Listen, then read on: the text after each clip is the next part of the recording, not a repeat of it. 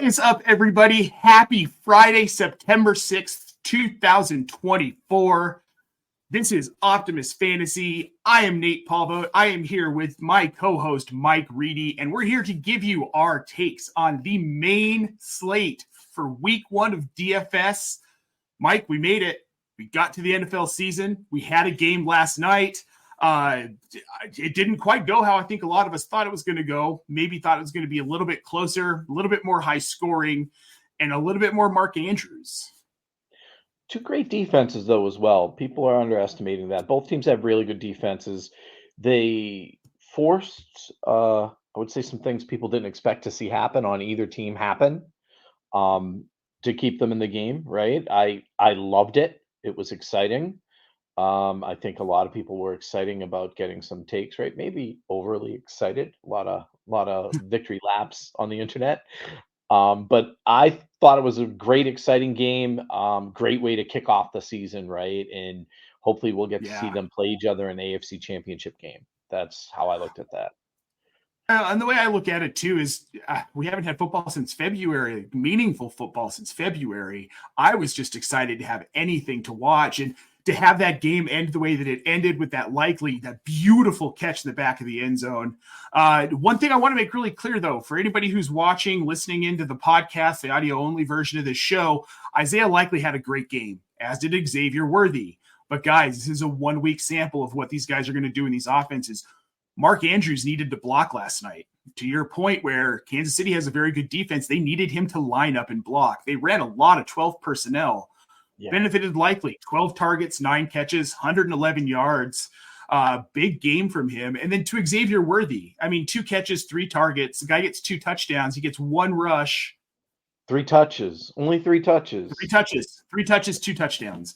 That is high efficiency, but there will be regression to the mean on that. So be excited, right? This guy's going to be electric in the NFL, but also no Hollywood Brown this week as well. So there was more room for him in this offense.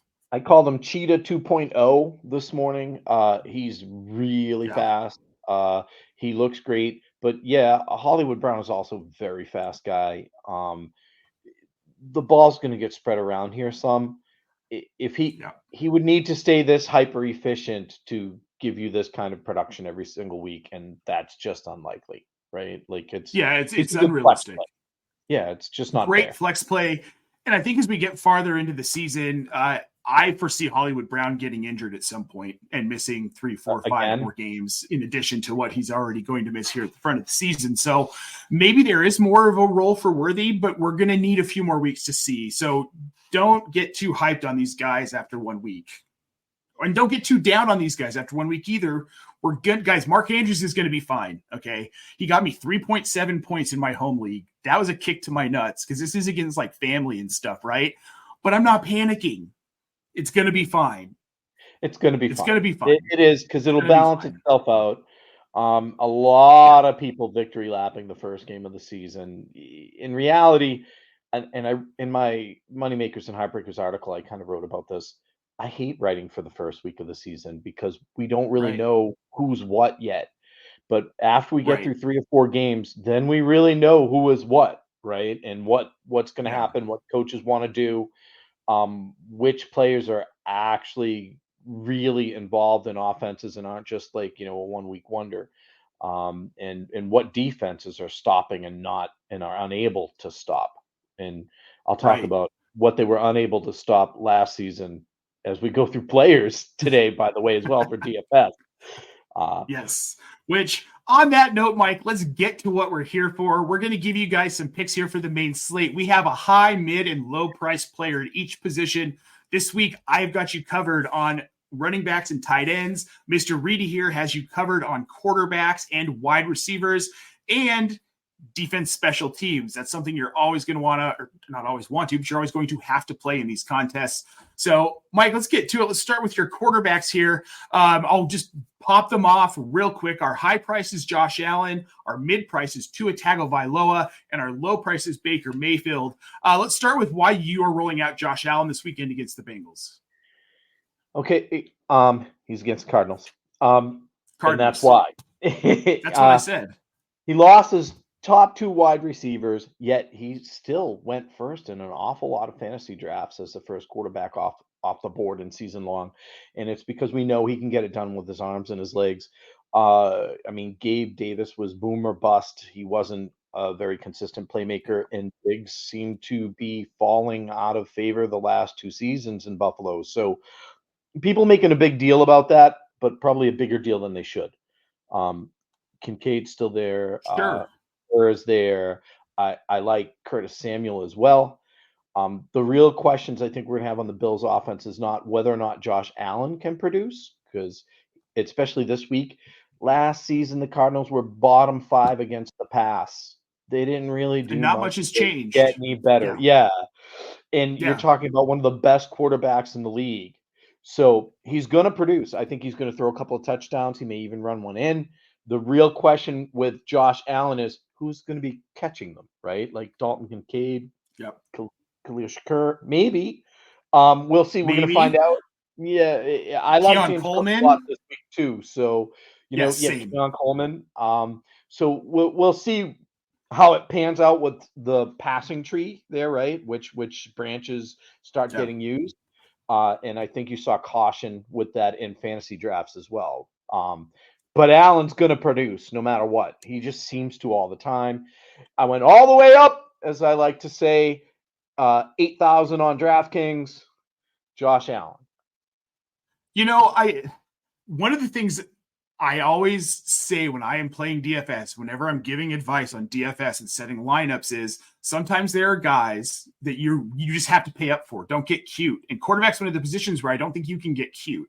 There are times when you can. There are guys that you can get cute with depending on your builds and how you want to structure your lineups and your rosters. But Josh Allen is a guy who is going to produce, right? He's going to be a top 2 to 3 quarterback almost every week. Now, your mid, we're going to Tua Tagovailoa. He is $7,000 on DraftKings, Mike. They are hosting the Jacksonville Jaguars. I like this. A lot of people really sleeping on Tua in fantasy this season. He's getting a lot of hate, but look at the weapons he has. What's the knock on him? You know the biggest knock on Tua? He's bad against good defenses. Well, guess what? In week 1, he's not playing a good defense against the pass. He's playing the Jaguars. Exactly. Right? They were bad last season. Again, they didn't do much to improve upon that. They gave up the 4th most fantasy points to quarterbacks last season, and they didn't do much to improve on that. Meanwhile, the Miami offense is, if you think we had fast players last night for the Chiefs, we've got a bunch more fast players coming up in this Miami offense, and Tua gets to toss the ball or hand the ball off to all of them. I like him a lot this week. We've talked about this before. It's going to be a super fun team to watch this season if you like offense. Yeah. If you have pieces of this fantasy lineup, these players in your lineup, you're probably going to like that as well here and there. But there's so many of them. There's a lot of mouths to feed, which means usually you want the quarterback because he's the one who distributes the ball. This week, expect a great game by Tua. It's going to be fun. Tua Tagovailoa. Unless you're a Jaguars fan, it probably won't be that much fun to watch him play. 7,000 on DraftKings.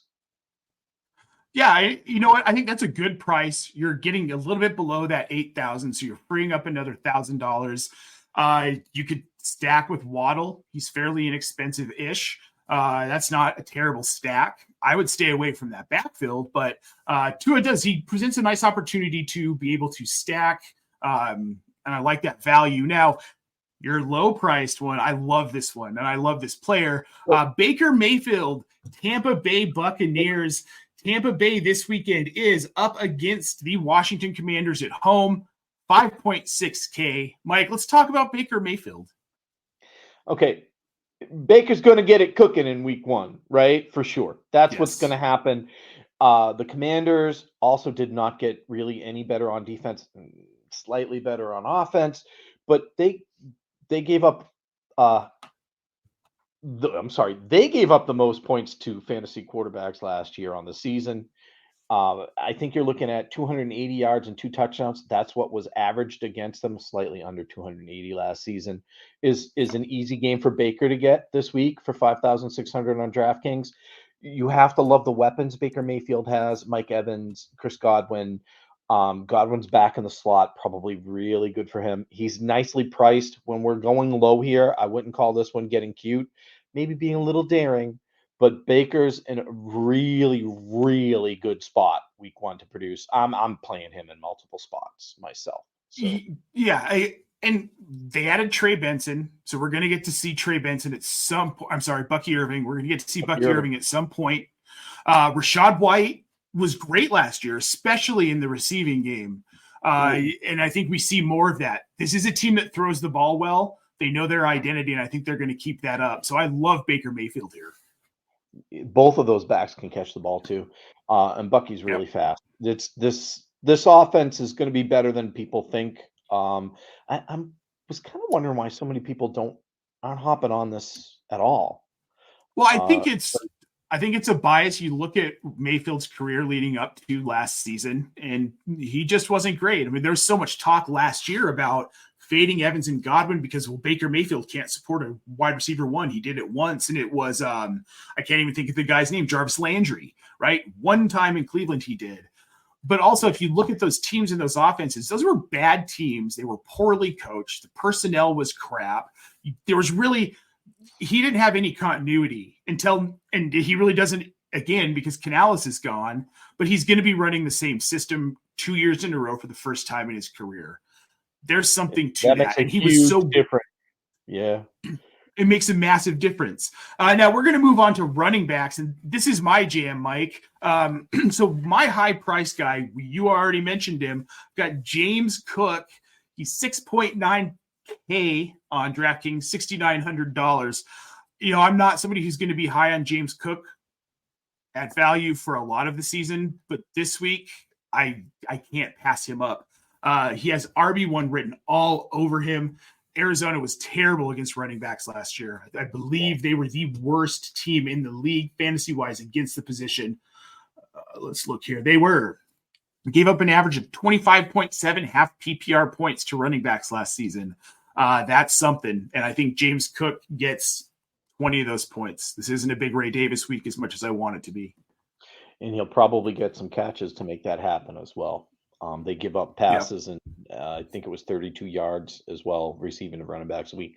I can see him getting 4 catches and 32 yards on top of running. He's great between the 20s, man. So it's exactly. There'll be production. As much as I love Ray Davis, I need to see it before I start spending money on him or starting him, rostering him. Now, my mid pick, this is a name we all know, guys. It's Deontay Foreman. He's now with the Browns, $4,900 on DraftKings. They're up against the Dallas Cowboys. This is less to do about the matchup and more to do about what I think this offense is going to be, Mike. And we've talked about this the last couple of weeks. I don't trust Deshaun Watson. He's been hurt all preseason. Right? He's been hurt all preseason. It sounds like they're going to roll him out week 1, which I think is crazy to do, but they're going to do it. And what that tells me is they're going to run the ball a lot. So Jerome Ford is kind of a smash start in fantasy, but in DFS, I like Deontay Foreman's price better, and he could be the guy who ends up edging out Jerome Ford and getting 100+ yards on the ground and a touchdown or 2. So I'm rolling with Foreman at 4.9K. I like that. I think it's an expensive price point, and I think the Browns were built to run. I mean, obviously, right, with Nick Chubb. So we've seen Foreman produce before in fantasy for us. It's if he gets opportunities, he just gets it done, right? So if he can get a 60-40 split, that's going to turn into a great play. Yeah. I mean, I really feel like we could be looking at a 50-50. I know everybody's in love with Jerome Ford because he's at the top of the depth chart, but I don't see why it couldn't be a 50-50 split. So now another guy so low. That's why they love him. I know. Yeah. That's a fair point. That's a very fair point. All right. Now, Jaleel McLaughlin, Denver Broncos. He is my low price pick, 4.3K, 4,300 on DraftKings. We've talked about this guy too, in this Denver backfield. This is a committee field. Even though you can love Javonte Williams, and I do, but Jaleel McLaughlin is going to be just as big of a part of this offense, especially this week against a Seattle defense that has historically not been good against the run. They didn't really change anything to get better against the run this season. They can't stop the pass. Yes. So I like the matchup. And it's Bo Nix's first game. Sean Payton's not a dummy. This is going to be a short passing and running game for the Broncos. That's how they're going to try and win this game. I don't know if they can do it against Seattle. We'll see. McLaughlin's going to get 50% of the work. I love the play because I wrote about Javonte as well because the matchup's so perfect. And as we've talked about before, and we should say it here, pass catching running backs and Sean Payton offenses tend to do well. They just tend to do well, and that's his job. So he'll produce. In redraft, he's somebody I targeted late round all over the place as well because I play a lot of PPR. I like that call. That's a good call, and the price point's so low that allows you to pay up other plays. It is. And I'm just going to say this. You brought up Javonte Williams. He's a pretty solid play this week, too. He's 5,500 on DraftKings right now. And they're going, like you said, second worst rush defense last season. So maybe they got better, but I don't think they did. I really don't. We'll find out. I wouldn't bank on it. Yeah. All right, let's get over to the wide receivers now. We're rolling, so let's keep it going. You're keeping your streak of going to the top here, Mike, and I love it. Receivers, your high-priced wide receiver, Justin Jefferson, 8,400 on DraftKings. You're not nervous about Sam Darnold, I see. No, we've talked about that before too. So the Giants last season were the 5th worst team against wide receivers. Gave 5th most fantasy points to wide receivers weekly. Okay, wide receivers averaged 14 receptions and 171 yards against them. Jefferson has 4 straight 1,000-yard seasons. He's quarterback proof. You do understand, right? He got 1,000 yards in only 10 games last year, too, right? Yeah. So we're talking about massive target share and air yard share. This guy has 27% of the target share, 40% of the air yard share. The volume's going to be there, and it's going to be there on big plays as well as just passes in general. It's overthinking this to sit him. How do you spell Jefferson? Jeffer, son. We want Jefferson. I love it. Right? Yeah. This is a no-brainer to me. Like, okay, I'm going to go back to what we keep talking about. Like, okay, it's week 1. We don't know what we're going to get from a lot of teams. You know what we do know, Mike? We know exactly what this Minnesota offense is going to do. They are going to throw and throw and throw and throw some more.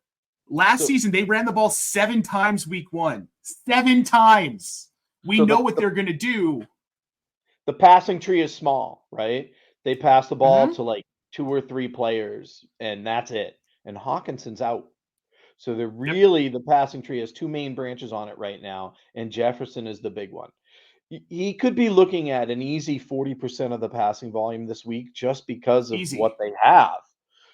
Easy. And the guy turns that into like 150, 200 yards. So even if there's no touchdowns, if you're going to pay down in places with like Jaleel McLaughlin, that can allow you to pay up with Justin Jefferson. And I'm for that, right? I'm for that. I think he's a pretty safe play, really high floor. And you can stack him with Sam Darnold. Darnold's 5,200. That's not a bad stack. Speaking of sacks, right?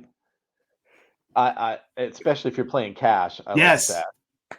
Yes, and Mike Evans, your mid pick to stack with Baker Mayfield, your low quarterback pick. Mike Evans in 7,300 on DraftKings. All this guy does is produce 1,000-yard seasons. It's week 1. It's a great matchup. This is a great stack. I love it.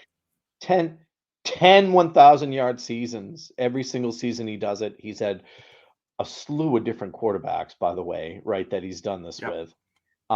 He had 79 receptions on 136 targets last year for 1,255 yards and 13 touchdowns. He's not slowing down this season. I know he's not young. I know it's not sexy, right, to pick him, but it's super, super solid. Right. 24% target share last year, 40% of the air yards. Another just target volume monster type of guy. We love people like that in fantasy. The Commanders, as we mentioned, aren't good against the pass. right? They were the second worst against wide receivers last year, second most fantasy points. So stack these Buccaneers, 7,300 on DraftKings. I love Mike Evans this week. Like him a lot. I'm not afraid of throwing Chris Godwin in there as well, by the way. And having a little double stack with Baker, Evans, and Godwin. I think it's worth it for week 1, and it's a good play. Yep. No, I agree. It's an inexpensive stack that lets you spend up other places in your lineup.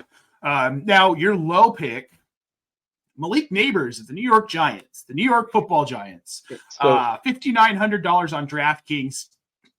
Tell me, Mike, let's talk about this one. All right. The Giants needed someone to be a playmaker, right? That was very obvious last year. I think they led the league with slot receivers on their roster last year, and yet didn't seem to do well in the slot. So they draft this kid who's amazing. He averaged 12 yards per target in his last season at LSU. You can line him up anywhere. He's explosive.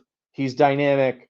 And he gets day ball for a coach who's going to do things like Andy Reid did last night. Try to put him in space somewhere. Try to make some things happen.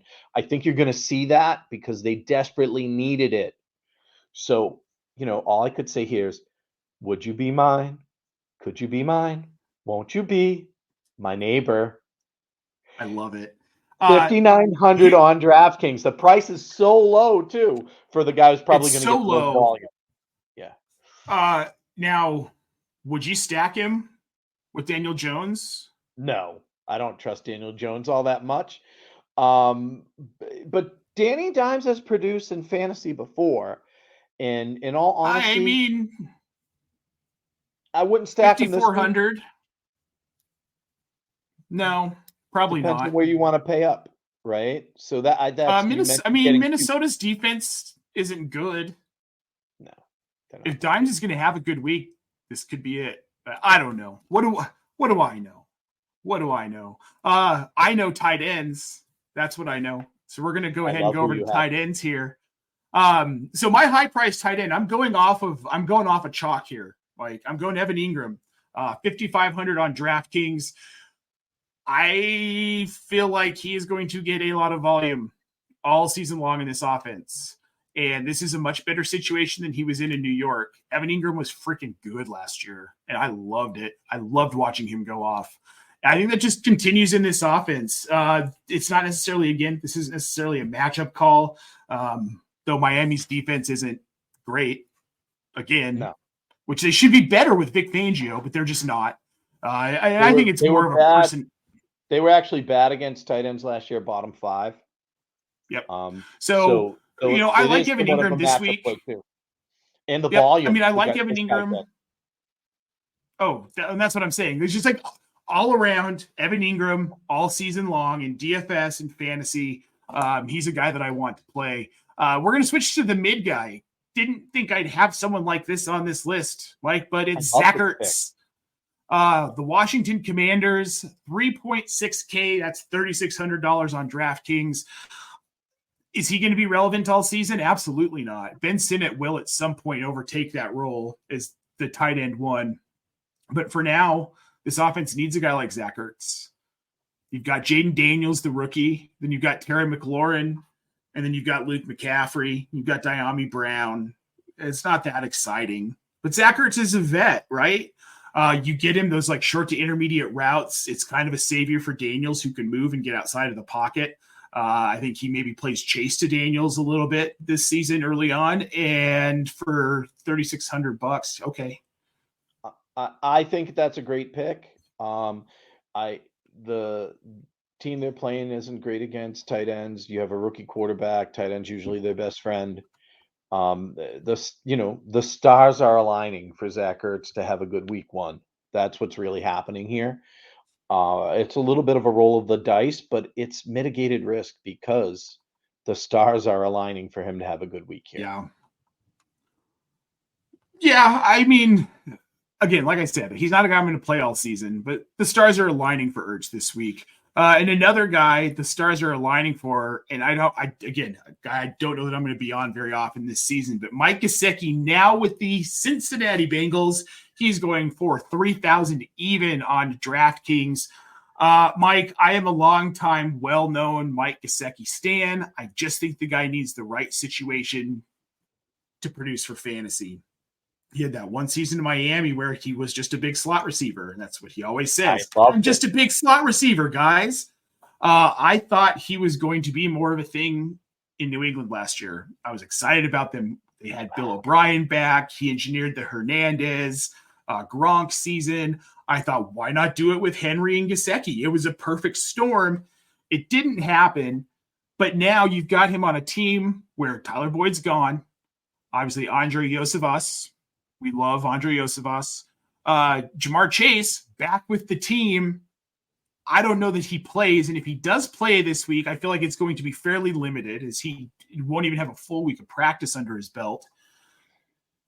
I think Gesicki could step into some volume. And at tight end, that's all you're really looking for, is the opportunity to get some volume. There should be some volume because they don't Burton is a guy that they, all these people like, he had this great preseason. Yeah, he did. But you're not listening to what the quarterback and other people in the organization are saying. They're saying he's immature. He's not ready. He's not where he belongs on the field. Right. Like in real games that matter, he may or may not factor, right? Like he's a talented kid. He's fast, man, too. And but sure. I think you're going to see especially if Jamar was out, right? If Chase was out, you'll see a lot of Iosivas and you'll see more Gesicki. Gesicki will, even though he's a tight end, would probably be lining up more as a wide receiver like he did in Miami. Yeah. That's how I see him getting used. Yeah. Yeah. Yeah. So, I mean, it's tight end. You miss out on those top 3 or 4 guys. You don't want to pay up for them. I mean, you get what you get with some of these guys. You're looking for any points you can get. And I think Gesicki could have a big week. So now the one that we don't talk about often, but we get to talk about today, and I love this, Mike, the defense special teams. This is a thing here on DraftKings, guys. When you're playing main slate, you got to pick one. So evidently, DraftKings and FanDuel kind of feel the same way about the Patriots offense that I do, that it's not good. And the Bengals are priced relatively high. I don't have a really cheap one this week. They're all price pointed around the same.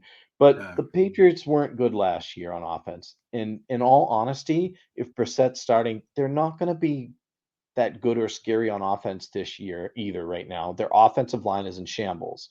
So the Bengals at 3,800, if you want to pay up that far, it's not all the way up, but it's kind of high. They're not a bad pick because the Patriots allowed defenses to score a lot of fantasy points last season, and there will be sacks and there will be turnovers again this season with the Patriots. It's going to happen. As a Patriots fan, I'm very sad about that. But I know it's going to happen, right? So it is what it is.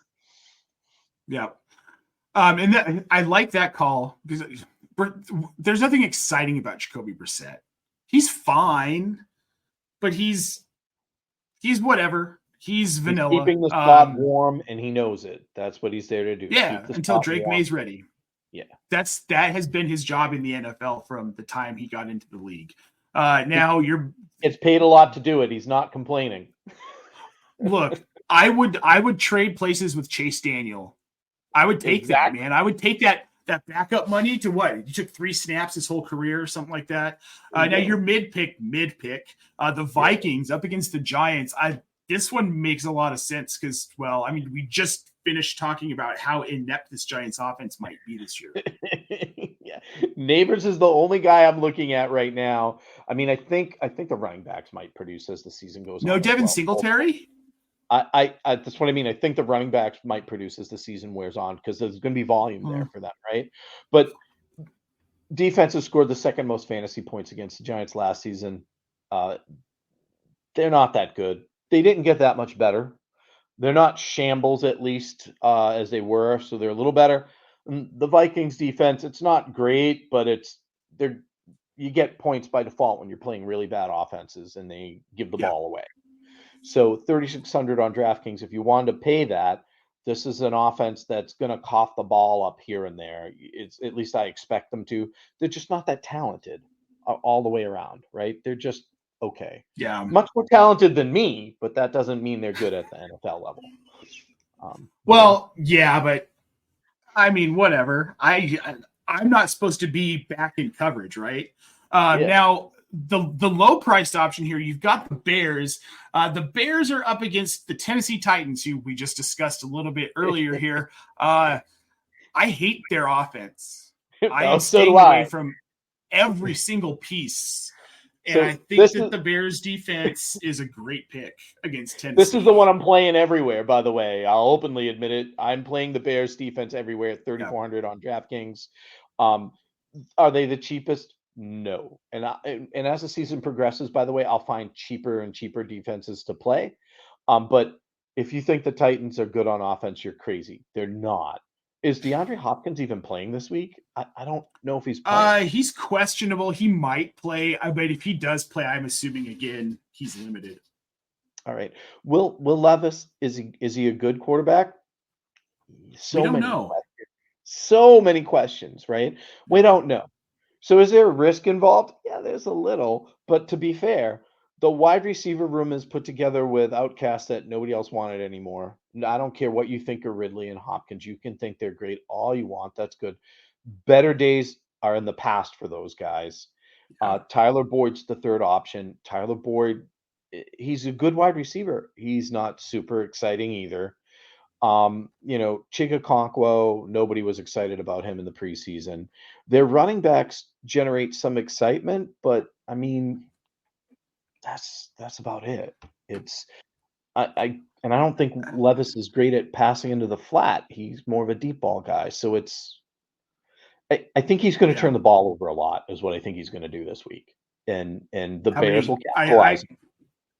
I'm going to over under on 2 interceptions. Yeah. 1.5 interceptions. That's fair. And maybe 4 turnovers in general.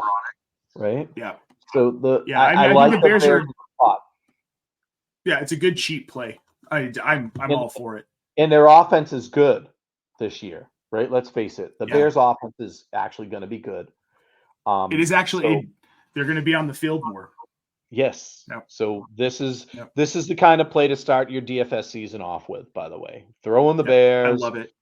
And watch them roll. Love it. Oh, guys, Mike, friends, everyone who has tuned in, everyone who has listened, thank you so much. Just want to point out, we've got this comment in the chat from HoofTube. He writes up a weekly betting piece for Optimus Fantasy. You can find it on optimusfantasy.com. He's going to hit 10 games every week and then give little minor bets for all the rest of them. He's doing well so far. He kind of nailed the Thursday night slate, so go check that out. We've got a ton of stuff. We've got an article from Casey Kasem on wide receiver twos. It's going to be coming out a little bit later this afternoon. Then, of course, Mike, we've got the mailbag show tonight, 6 p.m. Eastern, right here on Optimus Fantasy. Come back over for that. And then Sunday at 11:30 a.m. Eastern Standard Time, come join us on Reddit. Our Fantasy Football. There are 2.8 million subscribers right now on that channel. We are going to be answering all of their start-sit questions from 11:30 up until 1 p.m. start time for games. Get in there, guys. We're going to answer as many as we can to help you win. And as always, please like this video and subscribe to the Optimus channel. It will help us continue to bring you this content all season long. The more the merrier, guys. We'd love to have you. Make sure you're showing up in the chat as well. Drop those comments in. We love to see them, and we love to answer your questions. Mike, this is a blast. First DFS show of the season under our belt, man. We did it. Yeah, I love doing these shows, by the way. DFS is the best. Yeah, man. Great show. Fun. Great job, man. Thank you, everybody, for watching and listening. And we'll catch you next week on 2 more shows. Yeah. Well, for Mike Reedy, I'm Nate Polvogt. I will see you in about 5 hours. But Mike will see you next week on Tuesday. Good luck this weekend. Win some money, win some matchups, crush your brother-in-law's soul like I'm hoping to do in my home league. That's always the most fun, guys. All righty, we will see you on Tuesday, folks.